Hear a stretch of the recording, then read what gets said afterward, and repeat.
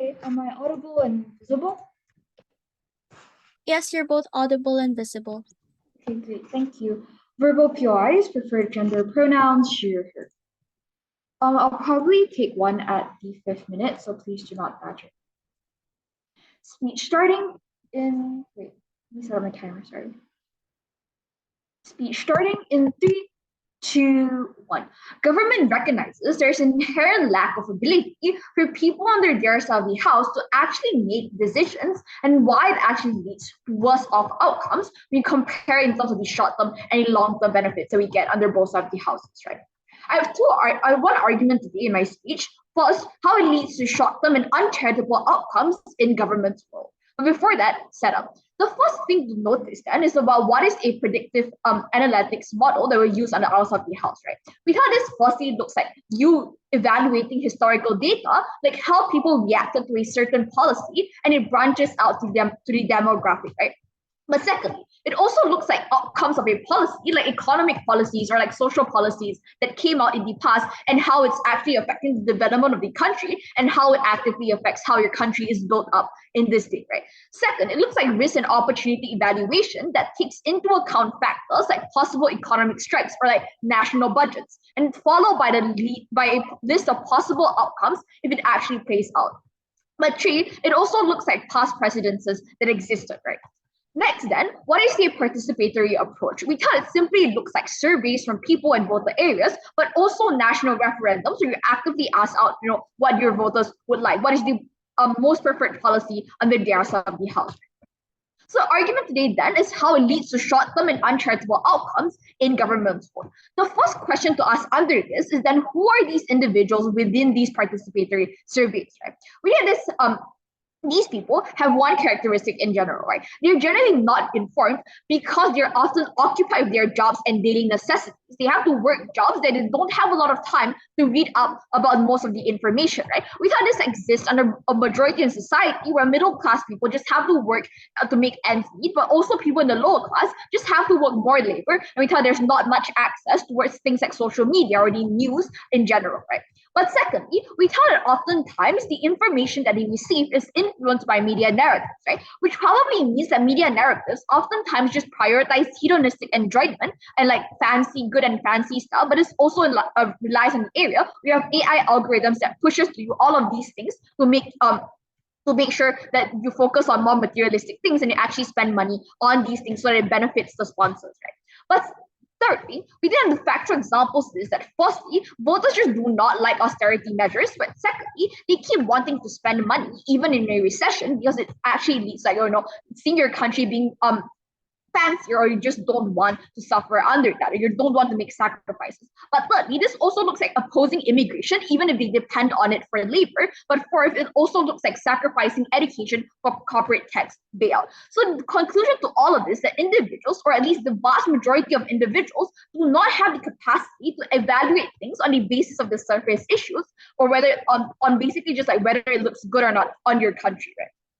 So that leads to the second layer towards this thing. What is the likelihood of the things that you're going to vote for under their side of the house, right? We firstly tell that it looks like policies and development plans that temporarily look fancy and are proximate to the current current to them, right? This looks like white elephant projects, like firstly, city stadiums for footballs and etc. Simply, an example is like Brazil City Stadium building or like Olympic stadiums in general. Right? Secondly, it also looks like sponsoring for sports teams to go outside the competition.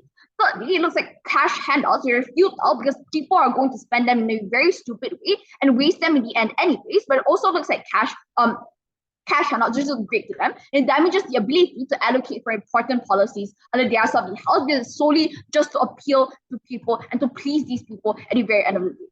This happens then that there are two problems with this, right? This exists on two folds. Firstly, the white elephant projects are time and cost effective because you directly spend taxes of your citizens that, to short-term good, but in long term, you're directly wasting millions of resources as a whole, right? This looks like Olympic villages going vacant after the games, that even if you turn it into a convention center and such, you don't create much utility at the end, right? This is not something it can use on a daily basis, but also looks like the amount of land that they take up is just not it just does not tally up the money that you put into it, right? But secondly, this also looks like state directly unable to get the development that they want because the nation is stuck and they're unable to fulfill their promises to their citizens at the very end of the day because of all of these short-term outcomes that people want to pursue under their Sabi house, right? But secondly, we thought the problem is this, is that some projects just don't look as great in the beginning, but at the very end of the day, these things are actually crucial for the development of the country as a whole, right? This firstly lies under the reason the development itself takes time, right? To have deficits in the beginning, we probably need to spend a lot of money, but it actually leads to better outcome and social utility at the end of the day. The examples that we give to you then is in terms of city planning, right? It's not more of like fixing bumpy roads or fixing traffic lights, but more of a long-term evaluation on how this specific area should lay out that needs a lot of professional help. They need to put a lot of resources into it to make sure that these lays out properly, right? This looks like thing that evaluations like whether this specific area should be commercialized or should be turned into a residential area. But it also looks like whether you should build a highway that links towards both of these areas. Because all of these city planning just actively make sure that there's more convenience in one's life, but also needs a lot more resources, which probably means that these resources should be prioritized and allocated towards these areas. But before I move on, yes, go on. How far historically does proposition refer to when doing predictive analytics? Historically, it just means that, like, whether when this country has stepped into a certain stage up until then, and it also looks like when this country has certainly reached like a form of stability, where they actually reach stability, or probably not going to take one where you just like got like your democracy and whatnot when the state is still in a stage of instability as a whole, right? So what is the comparative under government there? We thought that this lies on twofold. Firstly, why is this development better under our Sabi house? We had on our side, they're going to pursue for things like building things for flood prevention as a precaution measure, right? These benefits aren't immediate, but some places don't have flooding now. But if your predictive analysis shows that it may be likely in the future, you have to build all of these things to actively prevent them, right? Because it's directly able to save lives and save millions in terms of rebuilding the city after the flood. All of these things are unable to happen under the Sabi house when you have a voter base that generally do not know about all of these things, but they oftentimes overlook all of these things because they don't have a specific avenue for them to understand that these things will happen in the future, right? But secondly, this also looks like removing protectionism and incites competition, right? Because people don't want that under their side for two reasons, right? Firstly, increasing competition just means that they are less likely going to be able to survive. But secondly, also means that they are unlikely to approve all of these things. You're going to want to get better goods, right? But we tell that it's better on the outside then when you remove things like protectionism that people may not like, because it directly creates an incentive for local companies to better the quality of service and directly benefits local consumers at the very end of the day. Proud to propose.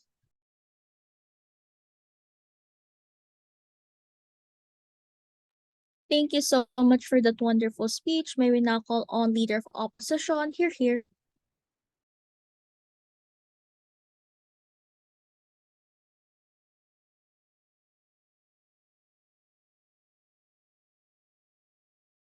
Hello. Just to check, am I audible and visible? Yes, you're both audible and visible. All right. I prefer my POIs verbally, please, and my pronouns are she, her. Starting my speech in 3, 2, 1. Our side of the house believes that the engagement with the people on the ground is truly important to actually ensure that development is actually going to happen on a larger scale to improve the betterment of their lives. Now, my speech will include a few pieces of rebuttals, just one rebuttals, and set up and an argument on how predictive analysis tends to be inaccurate.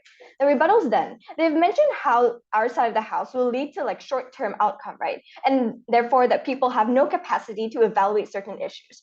Well, what we say is that this is simply untrue because it is still better in our side of the house with people actually engaging with these surveys or with these participatory approach. Because even if some people may have no time to fully understand to make decisions or fully understand the issues that's like currently facing in the status quo, do note how this happens in the majority, right? For the majority of people will probably like know more on this issue. Therefore, it is just an assumption on how the people on the ground don't know what is currently happening as status quo, and how they're just going to do this survey like with false information or with uncertainty. Therefore, the majority of people actually take the decision and make sure the decision or approach isn't just filled by people who aren't sure of what happened in the status quo, because not everyone is unable to fully understand the problems faced right now. And most of the people most definitely go through most of the issues right now as well. Therefore, they will not just go around engaging with the surveys, putting false information, like, or with uncertainty, right? Because like I said, most of these people will most probably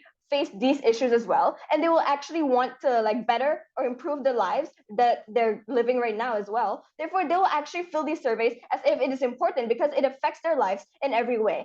Few setup, definition and characterization. One, local government. We say that these are the ones in charge of nation's decision makings that will affect the people on the ground or society in a way, for example, when altering education system to improve it as a whole. Now the decisions these government make look like something that will affect how the society carry on their daily activities, and how why the decisions is important. Because if it is bad or inaccurate, right, based on predictive analytics, like what they have on their side of the house, the people on the ground will be unable to actually live life properly because of the misleading information by the government or by the data itself.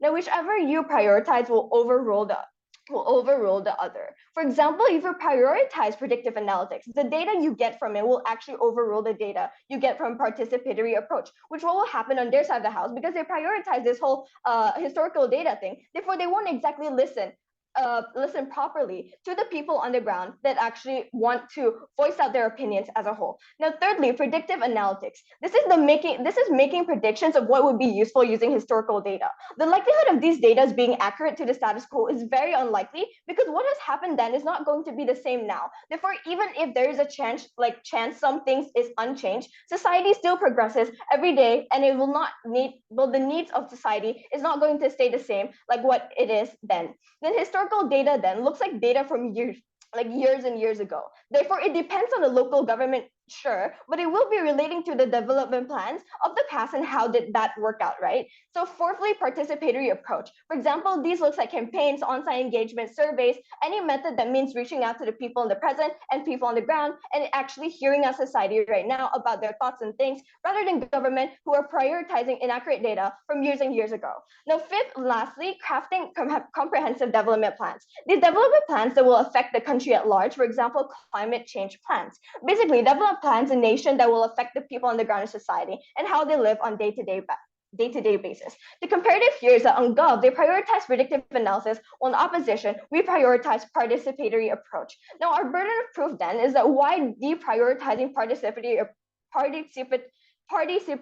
approach and prioritizing predictive analytics instead will worsen the development of the country. And the positive case here is that why prioritizing participatory approach will bring better development for the nation. Our counterfactual mechanism here is that participatory approach, what does this look like, right? This looks like local government using participatory approach, which is actively involves the society when making decisions on what is needed by society. This is better because it provides more accurate results overall on what society deems necessary to be improved and the status quo. Now, my argument then on predictive analysis tends to be inaccurate because history shouldn't be what we base our assumptions off of. For example, the world we live in now isn't the same as what it was 10 years ago.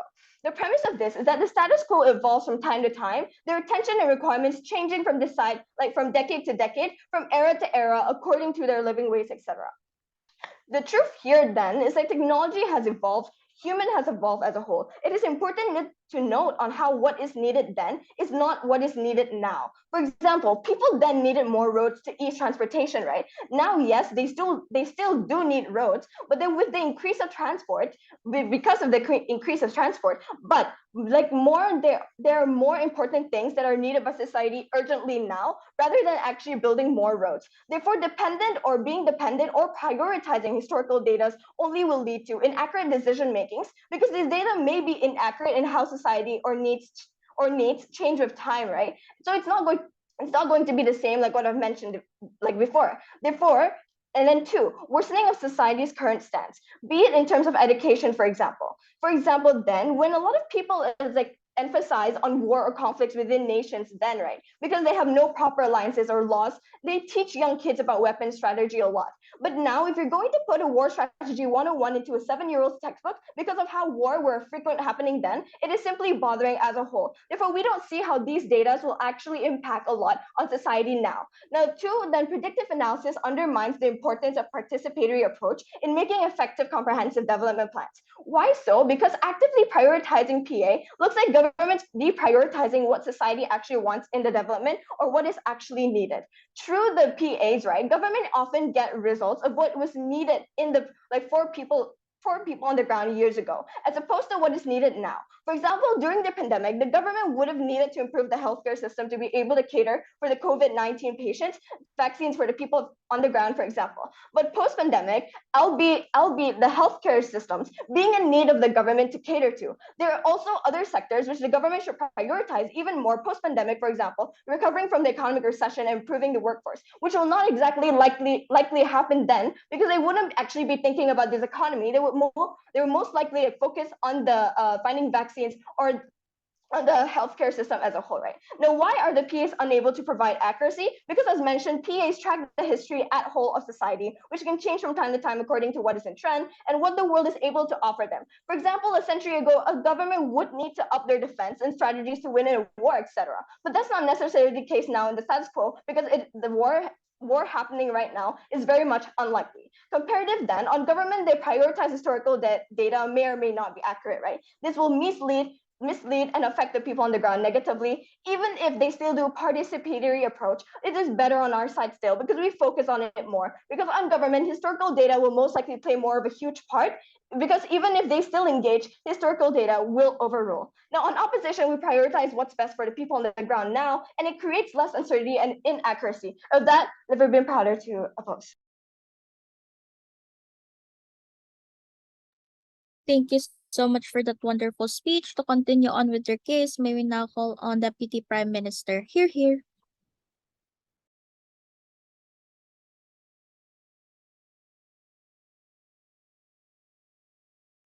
All right, am I audible? Yes, you're audible. All right, I'll check PYs verbally. So if you have any PYs, please just directly unmute yourself and ask. All right, setting my timer. All right, speech starting in 3, 2, 1. 2 questions in the speech. 1, can voters make rational decisions? And 2, who's better for the long-term development? First of all, can voters make good decisions? Bernie's gave you 2 structural reasons as to why individuals don't have the capacity to make the best formed decisions. There are broadly 2 reasons here. First, people have no access to the most accurate amount of information. Even if information does exist, and people generally have the capacity to access them, they have not proven why our nuance was that individuals are likely to follow the narratives which the media propagates the most. So even if that is the case, they don't prove exactly why the information, even if they're able to access it, is factual. But second, even if people can access information, people can necessarily comprehend the most of those information anyways. The reason for it is A, they don't have time to do it because they have daily necessities and job occupations, but even if they can, they're more likely to prioritize things and enjoyment and etc. But secondly, we also told it's likely to get influenced by the media narrative. Their response was twofold. The first thing they say is that it's better because people are engaging and that an assertion that people can access information. Clearly, we gave you structural reasons why individuals don't have the capacity to access information. Clearly, it's already preempted. The second response they gave is because it actually practically affects these individuals. So individuals are highly massively incentivized to fill these forms properly. That is not make sense. And also our argument, in fact, that it's insufficient. Because even if individuals want to fill the forms properly, the fact that the first part of the analysis is not refuted means even if individuals want to do so, they still don't have the capacity to do so. Even if you want to do just something, does not necessarily mean you can do it better. So the responses coming from the opposition's fault. But the second part to this issue is that we gave you factual examples as why individuals don't have the capacity to make rational decisions. Think that, for example, they're unlikely to prioritize immigration. Even if immigration is good for them currently because they have cheaper labor. What individuals see is generally the societal stigmatization that is applied upon these immigrants as to why they're criminals and etc. This one, their side of house it is bad. Let's explain this in principality.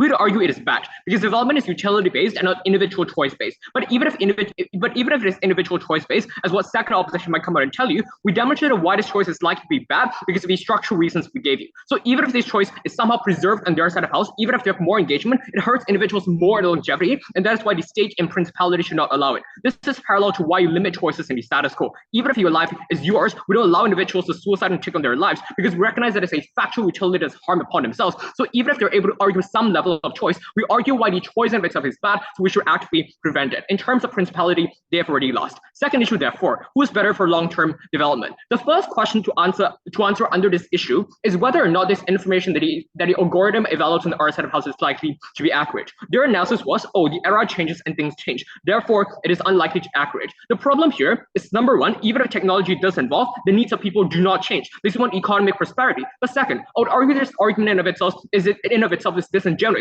because obviously if previously we don't have roads, we need to build roads. But currently if roads are already available and are already built, we won't build roads anymore because there's no roads to be built. But third of all, clearly it is unclear what a proposition needs to follow the entirety of whatever the algorithm says entirely. We think we can amend it circumstantially anyways. Things, for example, during the COVID-19 pandemic, we'd argue this is likely, for example, because governments and states always have an incentive to amend their policies in exchange for the circumstance that they're exposed to. But secondly, I would argue the needs of people don't change, right? Generally, they want better lives. It is evaluated on the standard to which people constantly improve on that basis. It generally is still applicable. But last response, I would argue in fact you have AI development in our set of house, which is flagged in the model because it's based on evaluation on past precedences. So you're constantly improving over time anyways. What is likely to occur in our set of house, which they never chose to contend with, is that you're able to reduce things that, for example, you're able to reduce, if like, for example, they pass, you've already implemented a policy that reduces minimum wage, we evaluate whether or not that policy is effective, what are the impacts on the lives of people, and what has it done currently to the lives of people. But even if it is not accurate as what they want to contend, they have yet to show why individual emotions and limited individual capacity because of lack of information is likely to get better. Even if that is true, we suggest that it's better in our set of house because at a point which it is still based on past precedences and past trajectories that are trackable, that are tangible, that are utility-based, that are evidence-based in comparison to the emotions of individuals in their set of house that is subjective and is highly assertive. Before I move on to the second part of the issue, is there a POI? All right, seeing none, I'll move on. So what if we explain it first? We explain firstly, there are factual examples in particular, given individuals, number one, don't have the ability to do so, but also given second of all, you have to believe that the information or the evaluations from our set of house are more accurate than theirs. What happens under this is that on their set of house, I just want to talk about first what happens in their set of house. It generally is a world in which individuals prioritize more short-termist policies. Things like, for example, on the immigrant example, but second of all, also on things like protectionism, to which we told you. On their set of house, individuals are unlikely to support that for two structural reasons. First, it is tied to a national identity. Think about the proton, which is a car, which is the national car brand in Malaysia, for example. The reason is why it was highly imposed and under protectionism is because it is tied to a national identity. So individuals on their set of house is unlikely to support these forms of policies. The second reason is that directly introduces competition, which threatens local companies literally to fly. But recognize that protectionism in of itself is good because it introduces competition. What this means in the long run is that because you incentivize companies to literally innovate more because they don't want to lose out in the threat of this virtual competition, they're more likely to innovate their products. They're more likely to make significant advancements into the future. You lose it on their side of house because of the short-sightedness of voters on their side of house. The conclusion to this, therefore, is they will support worse off policies on their side of house. They might seem good in the short run. They might literally fulfill your needs and your gratification in the short of these voters, but might not necessarily be good in the future as a whole. But the second example I want to talk about is literally about wars. The context right here is recognize that after like 9/11, for example, there's a very huge trend to support of the people, of the citizens in the United States that actively supports war. The reason for it is and it is just reflected on a basis which have literally a lot more interventions into things like into countries like African states. And the reason for that is simple, because individuals generally want to literally revenge on those individuals, and that their emotions in particular are amplified to a very significant extent. But on our side of house, you're unlikely to have that pass. So the point here is that it's good basically to prevent war in of itself. You're able to prevent unnecessary events to be evaluated on our side of house.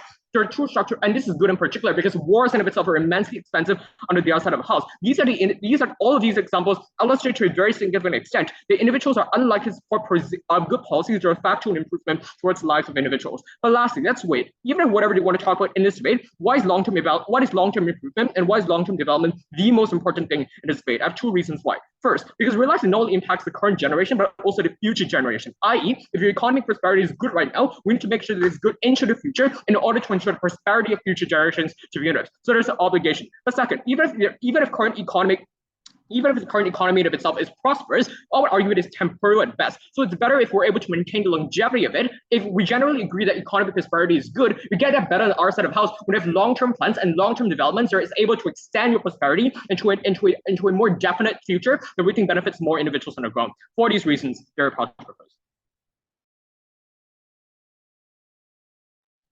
Thank you so much for that wonderful speech. To continue their case, may we now call on Deputy Leader of Opposition. Here. Give me a sec to set up everything. No worries.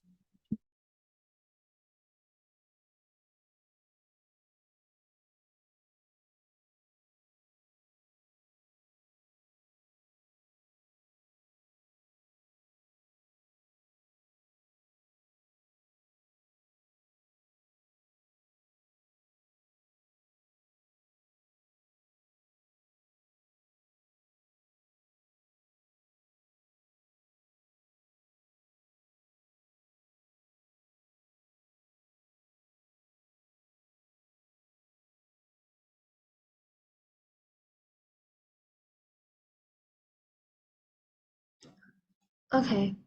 I take POIs verbally. The lighting is so weird here. Okay, never mind. I take POIs verbally and interrupt me anytime, preferably after 5 though. I'm gonna start my speech in 3, 2, 1. We think democracy preaches equal civic and political rights in search of the common good, involving the discussion and consideration of different viewpoints to reach a decision, especially within democratic politics. We think in a moment in which proposition disregards the discussion and considerations of these different viewpoints, when you box out alternatives like referendums or surveys, is the moment in which you fail as a democracy. We think panels, basic design thinking. The first step to reaching a good prototype and model is through empathizing with your target audience to understand them at a greater level. We think without this crucial step in their side of the house, they already lose out, causing their development plans to be a wash. But I have a few rebuttals before moving on to my argument, right? 2 things. They give you true structural reasons as to why this participatory approach is going to be harmful. They told you firstly, people aren't informed. We think this is harmful in the first place because you can't just assume civilians are dumb. Henceforth, you don't take their opinions into account. But first of all, right, just to take this out of the debate, we don't understand why this is harmful because the whole structural reason doesn't bring much meat. The part of the participatory approach in the first place is for the governments to find out problems in society. We never said we're going to literally ask them to make development plans for us. They're not going to be the one that creates these things for us.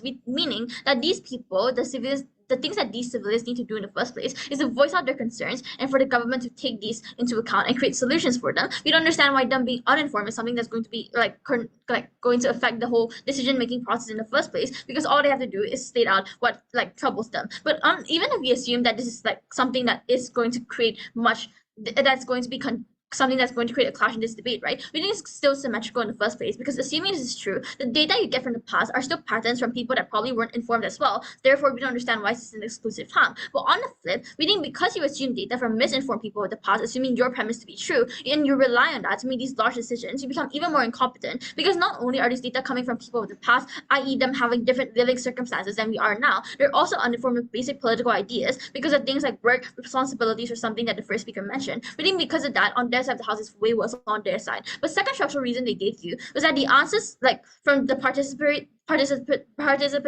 approach, alternatives are going to be influenced by media, hence it's not as accurate. Again, we don't understand why this is harmful because if they're influenced by something, it probably means they support it. So long as something that the people in itself want, we still support it as well. That's literally how modern democracy works. But even if we assume this to be harmful, this is also symmetrical on their side of the house because people are influenced by the media in the past and in the present. The data you get from your side of the house will probably be influenced by the media as well. Hence, these type of harms still exist on your side.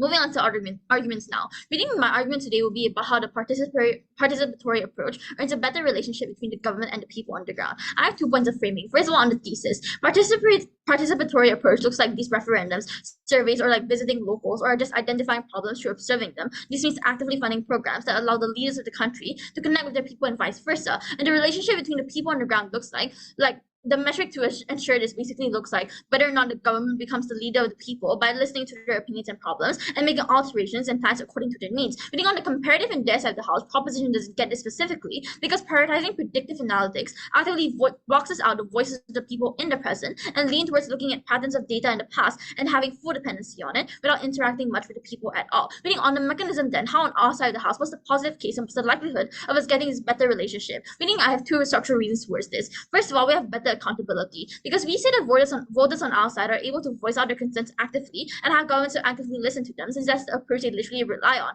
Reading on proposition, governments are able to use these predictive analysis engines as a scapegoat to when they don't achieve a certain goal, right? For example, they could like say things like the data wasn't as accurate and we're sorry, or like we did this because the data of the past said so, which then causes the people on the ground to have lesser bargaining power to call out these incompetent things or boycott the government for being unstrategic, since they did do their job just in a way that's not really catering to them in the present. We think second structural reason then is that when we get a participatory approach, we have better engagement interactions within the people. This will assume proposition's best case. Let's say they still get accurate data and predictive analytics, while it's still harmful on their side of the house.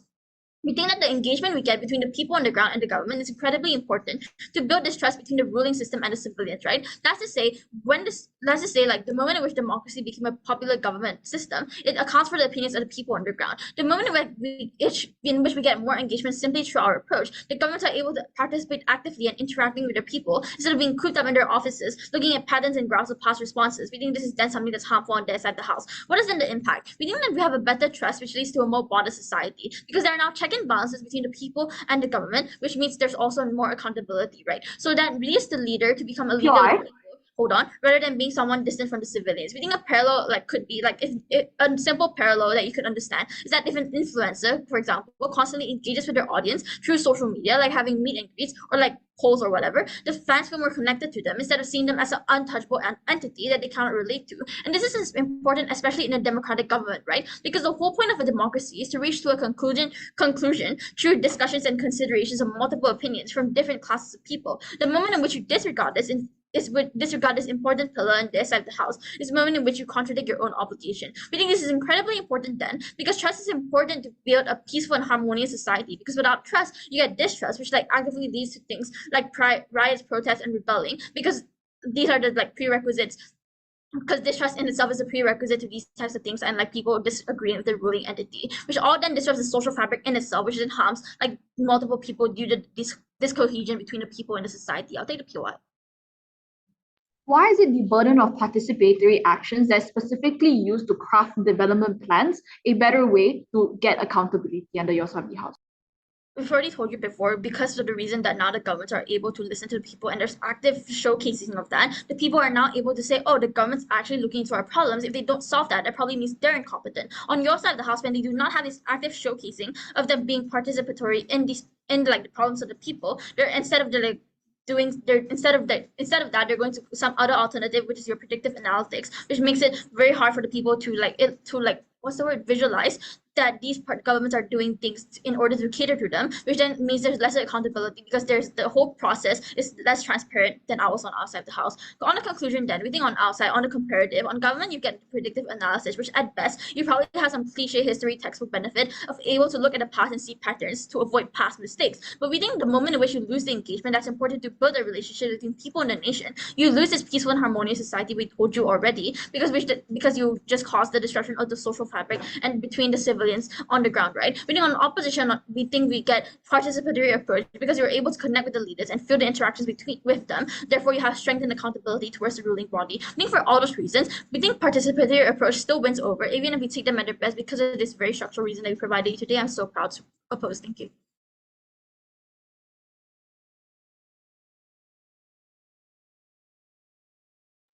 Thank you so much for that wonderful speech. Calling on Government Whip. Here, here.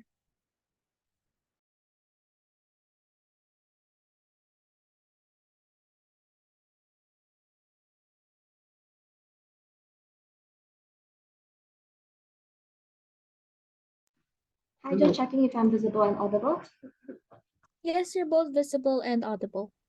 Okay, cool. Just a reminder, I prefer POIs verbally. I will try to take it at 5. Please do not badger before that.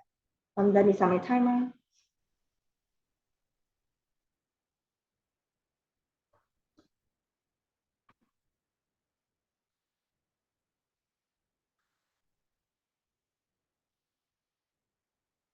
Starting in 3, 2, 1. I just want to make it very clear at the start that this debate isn't about whether the state should fix a broken road or not because of Tier 1 state, right? Notice how this is exclusive on your side, right? Because notice how on both sides, people want to make sure the roads are fixed, right? Note that predictive analysis obviously can tell that if you do not repair a road, directly damage societal utility, given that if a road is broken, people are unable to travel to places at the end of the day, right? Notice all these like things that I'm not exclusive on both sides of the house.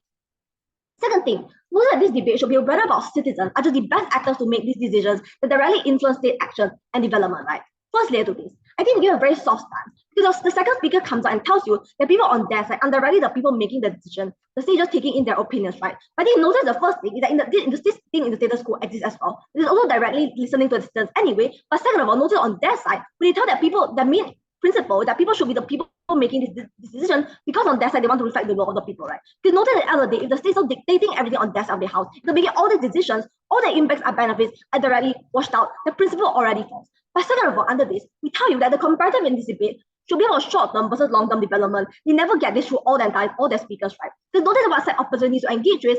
Notice side opposites to engage with this short-term versus long-term development clash, or else they already lose this debate from the very get-go. It's the exact comparative that the nuance that they fail to notice in this debate.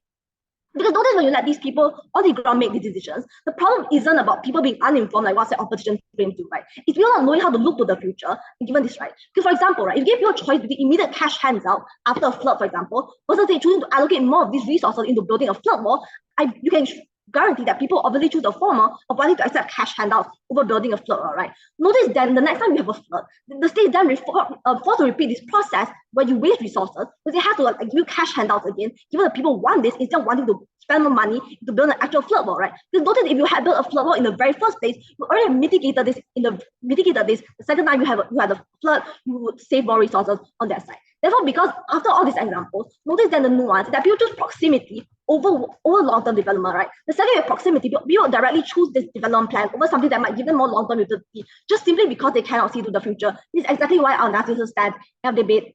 There's completely no engagement to this. A response before I move on into the main question of this debate, right? Firstly, the side opposition want to tell you causes distrust among democracy, right? Firstly, it's incredibly unclear to why that will happen in the very first place, right? Because notice how democracy still exists and elections still exist under side proposition, where people on the ground still feel represented through campaigning. Where people on the stage, whether these leaders are going to directly tell people their policies, for example, that are reflective of this predictive analysis, people on the ground are still able to vote for you based on what they think is the best thing that they want, right? But therefore, what's the opposite to prove is why people on death or make just less decision will suddenly mean that they destroy the entirety of the state. It's firstly a huge disconnection that's incredibly uncomparative in this debate.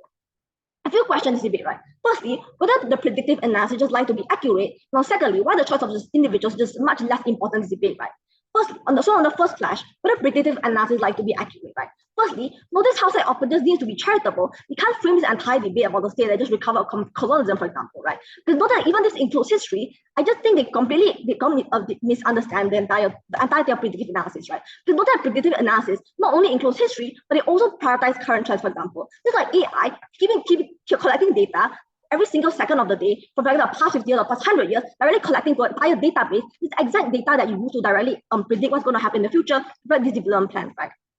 However, they cannot start this debate and argue about a state that's directly only data that comes from 50 years ago. But even if we bind to the fact that this includes events of history, we flip this entire why this is better for a few reasons, right? Firstly, notice that all the crises that people have gone through in history will still happen in the future, right? For example, economic recession, it has happened in the past multiple times before. This will still happen in the future. Notice that given this has happened in the past, you need this data that's happened in history and and you look at mechanism that they took to counter this kind of economic recession. You need this data therefore in the future when you face the kind of economic crisis again. So even if they want to put this debate entirely 50 years ago, you still think that this data is still going to be incredibly beneficial. You need this in this debate.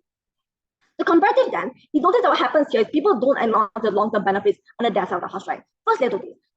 The speakers are highly unengaging. Because notice that they never explain to why there are people on the ground be able to see these long-term outcomes and never vote on these policies that will directly affect them, right? We tell you firstly, it's already untrue that they explain to your people prior proximity, they're able to see the long-term benefits. But even if we bought the fact that people are just very smart and somehow able to determine these outcomes, one of the key nuances here that this predictive analysis is able to predict the outcomes based on previous data, right? It directly means on our side, the state is better able to allocate resources on certain projects based on how likely this plan is to succeed, or the state has better allocation resources, a higher likelihood of success. We already take this clash. Second thing, why the choice of individuals is much less important in this debate, like where they weigh out to you, right? Firstly, notice how development is utility-based and not individual choice, right? Because the state is just the best actor to determine this thing, given that firstly, they just have this predictive analysis, that's able to make better decisions. But second of all, notice how the people on the ground on their side just don't get a lot of choice either. Because they're influenced by the media narratives that oftentimes biased, for example, with left-wing or right-wing media, but they're influenced by their friends and families and communities around them. They're influenced by so many arbitrary factors. Side opponent cannot come here and frame to you that this choice is directly free. Not on their side, they're already influenced anyway. But we flip it and tell you why this accountability to the state tell you about is why it's harmful, right? What they want to tell you in second speaker is how the second the state doesn't fulfill all these policies that the people push, they'll immediately take them out of office the next election. Notice why this is inherently harmful, right? Because notice the second they don't fulfill all these short-term benefits, for example, in the policy, this means the people are going to push them out of office. What happens down on their side? They're going to be more white iPhone projects, flashy projects that have more short-term benefits just because the state just doesn't want people to push them out of office the second that the policies don't manifest, right? Because notice the second that if you want to push for long-term policy, if you have 4 years in office, this policy might not necessarily manifest within the very 4 years you're in office, right? This is only manifest, for example, if a flood doesn't happen, this flood will only be beneficial maybe 10 years down the road. We tell you on their side, this thing never happened. That time you keep pushing out people on the short term is directly harmful. Third thing in this debate, the opposition telling you that they want democracy and choice, they want democracy and choice, right? Because that even if they get that, it's incredibly unimportant because notice that development is incredibly utility-based, right? And there's argument from first and second to why you make the worst of choices and the devil, you directly expose them to a lot of harm. Bernice and we give a lot of examples to prove this. We are able to better uphold this. Why is this better on outside? Because on outside, you have the better lives of people as a whole. You have better economy, for example, you have better plans in the future, that people in the future is able to benefit better. But notice that individuals just cannot make choices correctly, like Bernice and we're with you. But notice that what happens, they expose themselves to more harm directly worse, given that given the issues proximity over long-term development. We counterweigh this second, we did not engage with this. But even in the worst case, if you don't buy this, we told you in second that long-term development is still much more important, right? Because notice that when you have long-term development, you preserve the choices of the future people as well. This means indefinitely, generations after generations that still haven't been born when you're self the house. This existential prosperity is just good upon agreement. Economic prosperity is good. You get that better under outside the house. Then outside the state, just prioritizes is much more. I am very, very proud to propose. Thank you.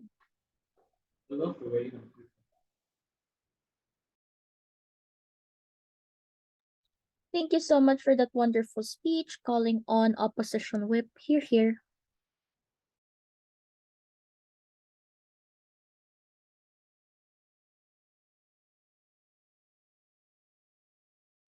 Okay, just to check, am I audible? Yes, you're audible. Okay. I'm assuming I'm audible.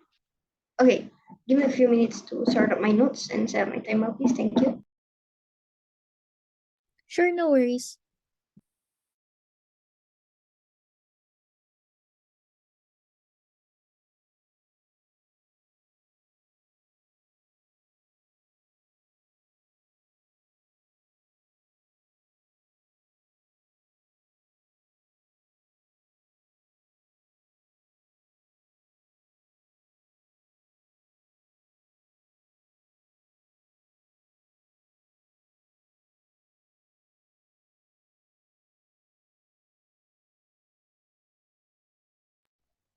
Okay, checking. Am I audible and visible? Yes, you're both audible and visible. Okay, perfect. Prefer gender pronouns she, her, and I prefer my POIs verbally, so you can interrupt any time during my my speech. Okay, if that's all, I'll be starting my speech in 3, 2, 1. Panel, in order to provide a high quality of development for the people on the ground, you need to actively look at current issues and the problem faced by countries in status quo through participatory approaches, through surveys and campaigns that to actually cater for the needs of requirement of people on the ground, which change as the country evolves, as the world evolves in status quo. Proposition gave you a case entirely full of assumptions and not actually trying to be charitable to our best case, in which I'll prove to you in my speech. Today, I'll be giving 1 extraneous rebuttals, 2 main clashes I've identified, and also at the end of also a case comparison to conclude my speech. So moving on into my extraneous rebuttal, first of all, they talk on how likeliness of occurrence repeating is high on, like, for example, like economic recessions coming from time to time. This is entirely an assumption and also just a very, very, very best case thingy. The likeliness of occurrence repeating from time to time is very, very, very unlikely because of how the world evolves. Thus, when problems evolve from time to time, things evolve from time to time. So the likeliness of sure, economic recessions can happen, but this is just one point, number one. Number two, the likeliness of it, this is a very, very, it's all weight entirely on assumption, because the likeliness of something repeating in status quo is very unlikely because of how you're trying to avoid it and stuff like that through these participatory approaches. And we also think that you're able to cater through these participatory approaches because like society have seen like what happened in the past and stuff like that. So they would try to give some kind of like surveys and campaigns in a way that people would be able to avoid these things happening and like happening at whole. Next, moving on into my the clashes have detected. The first clash on effective development, they talk about how on our side it will be short-term outcome and stuff like that. This is necessary because society progresses from time to time. So the government actually needs to actively engage with the people on the ground from time to time. So actually figure out what they need in status quo with new sectors and problems arising in status quo. Thus, when the government resorts to participatory approaches as opposed to predictive analysis, sure, the outcome will be short-term and stuff like that. But we say it's better because you maintain the quality of development in opposition to work, when short-term outcomes incentivizes you to frequently engage with society, enhancing their freedom of choice in speech, which also is beneficial since you establish this tie between the government and the people on the ground, where the people on the ground are more included in the development of the country overall, providing an effective democracy and also enhancing the overall development and the way the country is run and stuff like that, which provides a more of a trickle down benefit in society because of how the moment you actually garner the trust of people on the ground, you're able to actually benefit and ensure, get their opinion, ensure what they need in status quo, and actually gain their trust and garner to actually lead, which is really, really important in establishing a good democracy in status quo. Next, opposition told you on how through participatory approach we're actually able to garner the trust of people, actually able to garner what exactly their opinion, what is their requirement and stuff like that, because of how through predictive analysis things change from time to time. So predictive analysis is only of one issue and like one thing of history. It doesn't necessarily update from time to time. The chances of it updating and providing an accurate data of what actually is needed by society of this time is the one. For example, like centuries ago, what you need is more defense in order to win a war and stuff like that. But that is not necessarily the case in status quo. Now maybe you need a more stable education system. You need improvisation in the education system. You need to improve the economic. You need to recover from the economic recession post pandemic, which is not something that happened like centuries ago when people focused more on wars. Next, so on moving into my wing on the accountability of effective development, through Baslin and Andres, which we've proven to you on how the prioritization of participatory approaches proves and gives more effective results at whole to the development of the country as opposed to relying on this predictive and analysis, which grounds this historical data to only a certain issue and stuff like that.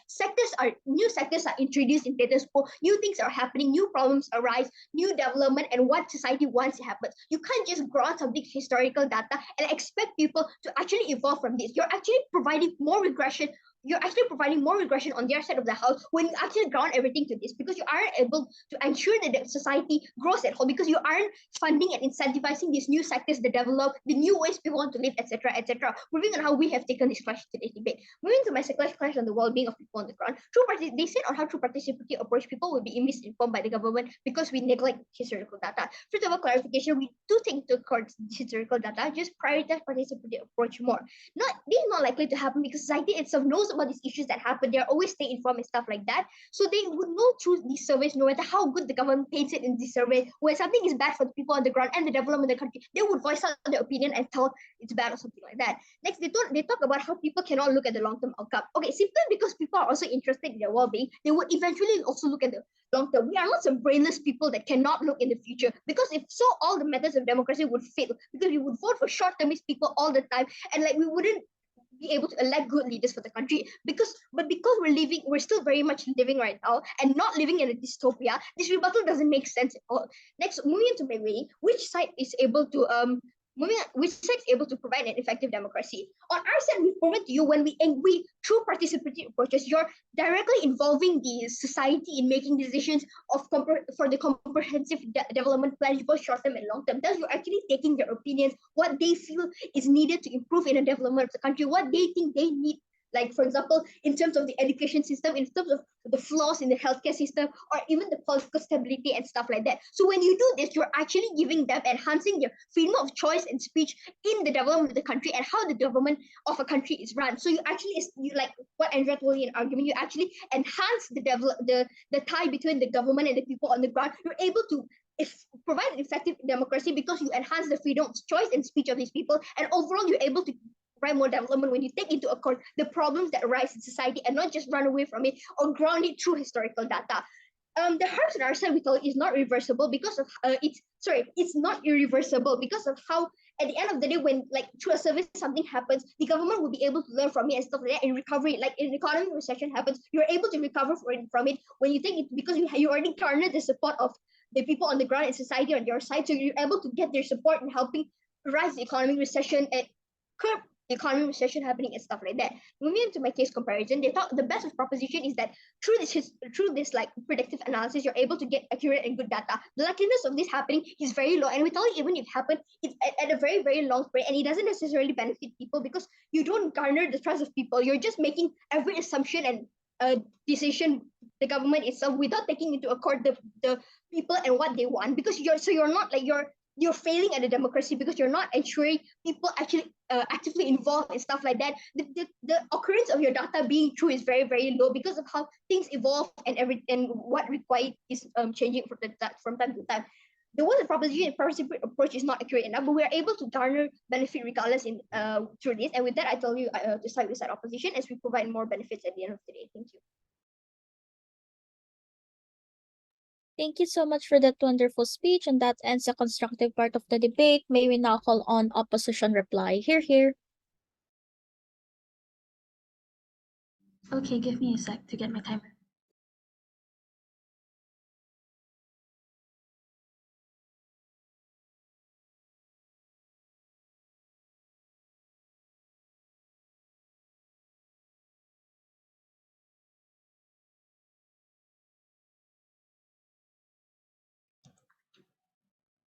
Hold on.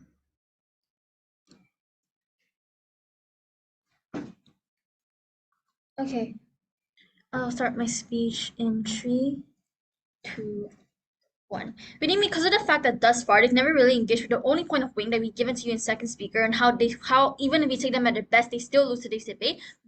In their last whip speech, we think because of that we already taken the debate. I have one clarification before I go into both sides of the house, right? We think they told you like very lately in their last speaker, saying that predictive analysis also looks like current trends. I like to just quickly frame out this because it was never explicitly framed in their first speaker. We think this whole alteration in like their whole mechanism should be credited in the first place. But even if we take that, right, we think it's in the end of the day, it's still going to be harmful because of all the arguments we've given you before. We think on proposition, they mainly told us two main things. Told you like the harms of these participatory approach and why is it on their side they get something better through the predictive analytics. They told you that firstly they told you that people aren't informed, henceforth the data that we get on outside the house is something that's not going to be as important and something that's going to be useful. I think it's first of all it's unimpactful because they told you that these people aren't the ones creating the literal policies, they're just voicing out their concerns and having the government create solutions for them. The info side or status quo in itself never suggests that we have to defend civilians suddenly making large scale decisions for the nation as a whole. This is not a soft stance. We don't have to take this ridiculous burden. But secondly, right, even if we assume this to be true, this is symmetrical because the harm of people taking multiple responsibilities or work in general is something that happens on either side of the house. Hence, your data on your side will probably be accurate if you take your premise. But second thing they told us is that people are influenced by the media. Hence, from outside the house, this type of answer from surveys that we get is something that's going to be inaccurate. Meaning, first of all, this isn't as harmful as they'd like to mention it to you because the reason why people's influence is because they believe that supports their personal beliefs, right? It's completely their choice. Meaning, we are all muses of experiencing the people that we meet. None of us have an original personality in the first place. It's just unrealistic to assume. That's to say, we don't understand why the structural reason of people being influenced by the media is something that wins them the debate. You shouldn't be swayed by this. But secondly, right, even if we take this premise to be completely true, this is something that's inexclusive either, because it happens either way. You cannot just fiat that people suddenly aren't influenced by the media in the past. Hence, that means the patterns that you get from this predictive analytics is something that's probably going to be not everyone's truly original views. And because of the fact that people have been influenced by something since the damn Stone Ages, right? This harm isn't exclusive then. We think all these responses were never really engaged upon by government. We think this leaves us to be standing then. But on opposition, we told you two things. First of all, we told you on the practical that this predictive analytics tends to be accurate. Hence, our history shouldn't be what we base off assumptions of, because the world we live in now isn't the same as we live in 10 years ago.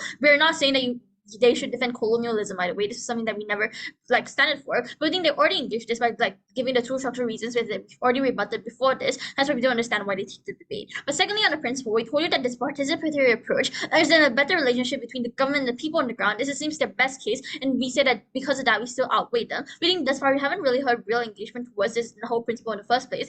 Therefore, we already take the debate. But on the weighing that, they told us that the point of weighing today's debate is the short term versus long term. I would like to clarify firstly, we're not short term in the first place. You can't just assume with the two structural reasons that we've already taken down earlier for us to be short terms. We already told you that through the participatory approach, you're able to get this kind of benefit where people are now able to voice out their opinions sustainably. Meaning, in the end of the day, this is something they completely disregarded. But how do we just get this long-term benefit, right? Let me just clarify to you. Meaning, if we take them at their best, this engagement is something that allows for foundation for the long-term discussions and effective discourse in the future between the government and the people, because now governments have an incentive to discuss and relate to the people, and now the people on the ground have an incentive to ensure a well-functioning democracy by using their freedom of speech to voice out against injustices or incompetency. This creates like a full circular loop of like accountability between both parties. We need to then ensure sustainability on the long-term clash, because we're able to build this trusting relationship between the people and the government.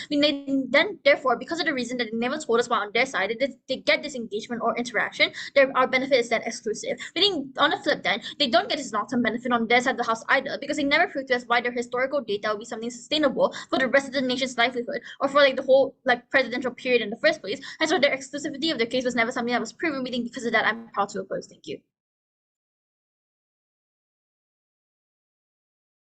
Thank you so much for that wonderful speech. Calling on government reply. Here. Okay, I'll just assume that I'm audible and visible and get on with my speech. Speech starting in 3, 2, 1. Opposition's case requires you to believe that we would use information from the medieval period hundreds of years ago in Europe to implement all of the policies in current society, right? It clearly makes no sense. It's immensely uncharitable. But they still hold on to the fact up until whip at the very end of the day, right?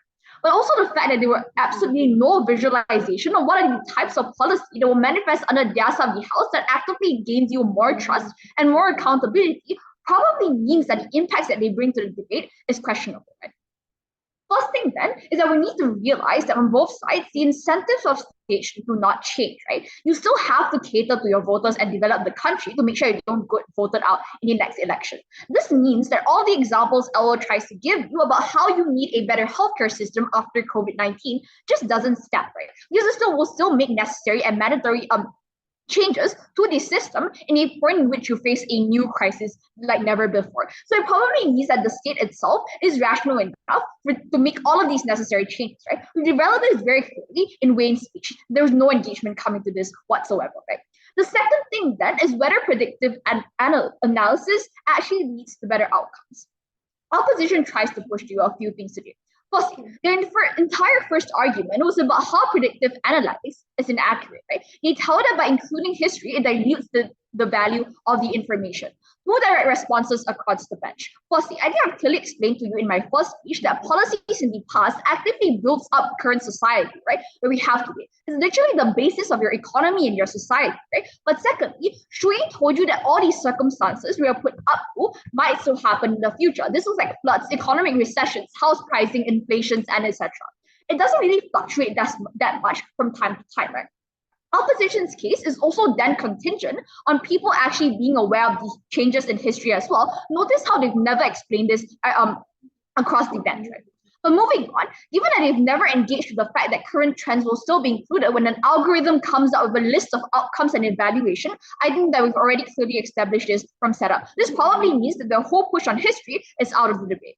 Then, government contributes to this clash in 3 ways. Firstly, we tell that the general public is less informed, right? We've proven to you that the general public is more likely going to focus on short-term outcomes that's hinged upon the surface. This looks like city stadiums for football, setting sport teams to tournaments, protectionism, and rejecting immigration, right? The conclusion to all of this is that it doesn't rely on the assumption that all the people on the ground are not in touch with whatever that's happening, but rather they are unable to evaluate the long-term benefits and oftentimes gets overlooked at the very end of the day, right?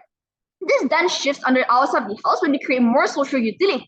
Because we've told you clearly that a lot of times sacrifices has to be made for development, right? Even if your voters do not agree with you, some decisions must be made. This was like putting in money into city planning. Protectionism has to be lifted for the better sake of the consumers, right? Immigration needs to happen because no one is willing to take up these labor, and it's crucial in society today.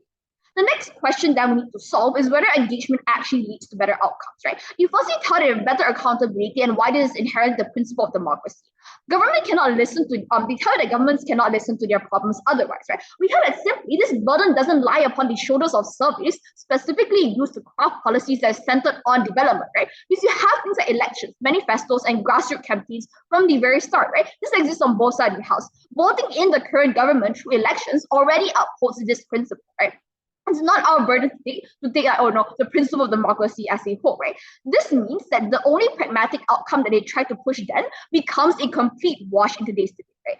Even in the best case where you have better engagement under their side of the house, where you actually have better trust in the system, we think long-term development and benefits still go back to like the trust in the system, right? It's also unsure as to why people would suddenly trust the system more the moment you put an Olympic village or just give them more cash handouts under their side of the house. Given I never explained to you today, we think that we take the debate today.